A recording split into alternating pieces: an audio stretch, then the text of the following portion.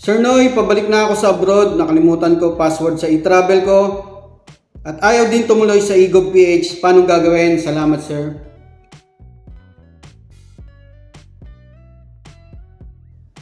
Yo, what's up mga kabayan? Welcome back sa aking channel, OFW Nonoy.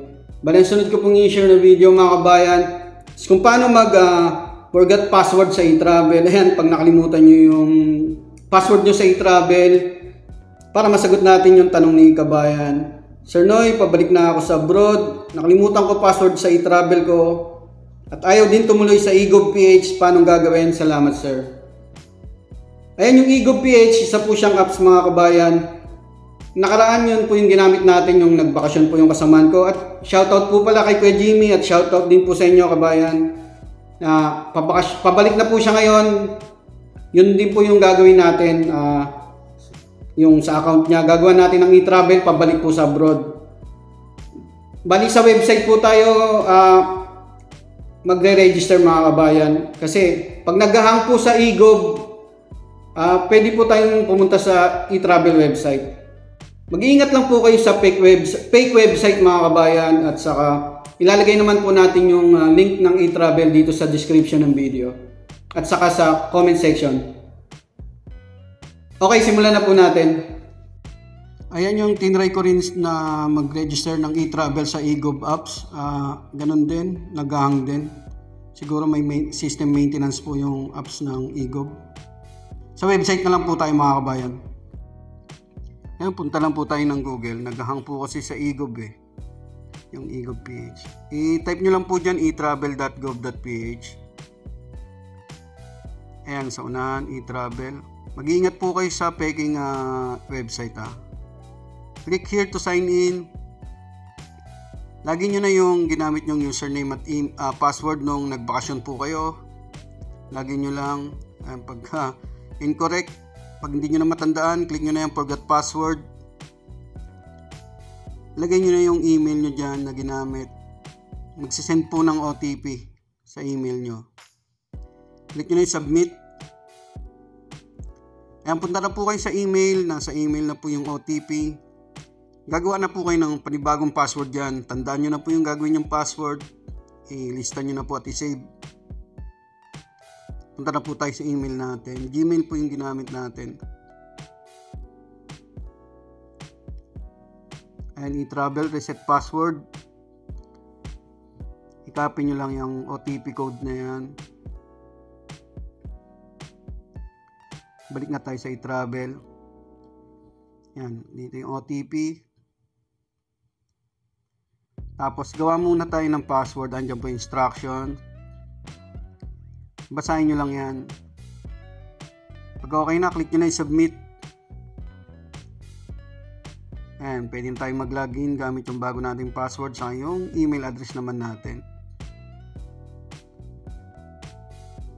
Onboarding, personal information. May mga details po dyan na nakarecord na nung nagbakasyon tayo. Lagay nyo na lang yung mga walang details kailangan i-update.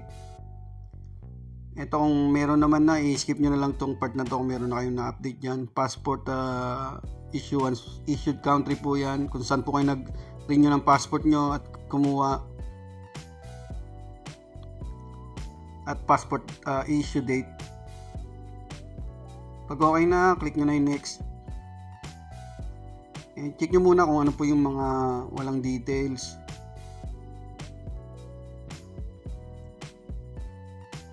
And address. Ayan, may nakalagay naman din na. Click nyo na yung next. Review nyo lang yan. Summary details po yan. And click nyo na yung submit pag okay na. Ayan, your profile is complete. Sunod na yung e-travel registration na. Dito po tayo sa departure, pagpabalik sa abroad. Ayan naman yung pabalik pa uwi sa Pinas, arrival. Click nyo na yung continue. Ayan, travel details. Dito po sa purpose of travel, pagpabalik po tayo sa abroad, ayan, click nyo yan, lalagay nyo po dyan. Ito, sample lang po ito, OFW, may papakita lang po ako sa inyo. Yung OEC, pwede nyo pong ma-check yung OEC dyan kung sa mga nakakuha na ng OEC. Pero siguro naman pagpabalik na kagad sa abroad ay may makukuha ng OEC. Click nyo yung view details. Ayan po yung OEC natin. Nakalagay na rin dyan sa e-travel. Naka-integrate na rin. Close natin yan. Ipiliin po natin yung work employment. Hanapin nyo lang pagbabalik sa abroad. Kasi pagpabakasyon, pleasure or vacation eh. Ito, work employment. Tapos traveler type. Siyempre, aircraft, passenger. Kung paano yung ginawa nyo ng una, ganun din yan. May nabago lang ng iba. Name of airlines.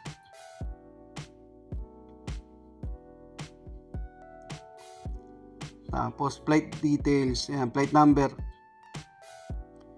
Origin. Airport of origin. Siyempre kung saan po kayo sa NAIA Terminal 1. Sample lang po yan. Tapos date of departure. Kung kailan po yung alis nyo sa Pinas.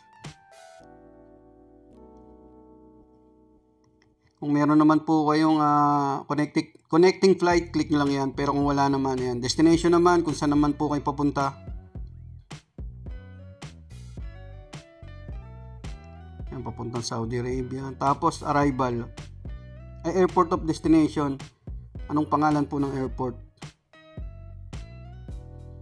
Check nyo lang po, nasa ticket naman po yung mga details na yan eh. Date of arrival.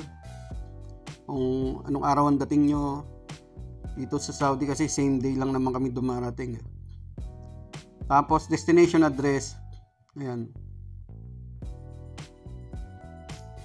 Ayan, review nyo lang ulit. Lagi nyo pong re-reviewin bago nyo po i-submit. Pag okay na, click nyo na yung next. Ayan, ito naman yung custom declaration. Currency declaration. Kung may de-declare lang po kayo dyan, kung wala naman, i-click nyo lang yung no. Yan. Declaration signature. I-next nyo lang yan. Okay lang yan. Lalabas na po yung e-travel. Summary po muna. Double check nyo. Pwede nyo i-back yan or i-edit. Pero pag okay naman na lahat, ayan, no lang yan. Pwede nyo nang i-submit yan. Ayan na po yung e-travel registration natin. Successful na at congratulations. May kopya rin po kayo sa email yan mga kabayan. At saka yan. Screenshot nyo na lang at i-save yan. Maraming salamat. Ayan kabayan, sana nasagot ko yung katanungan mo. At sa iba pa po nating mga kababayan, sana nakatulong po itong video na to. Kung may tanong po kayo, comment or message lang po kayo sa aking YouTube channel at Facebook page OFW Nonoy. Maraming salamat.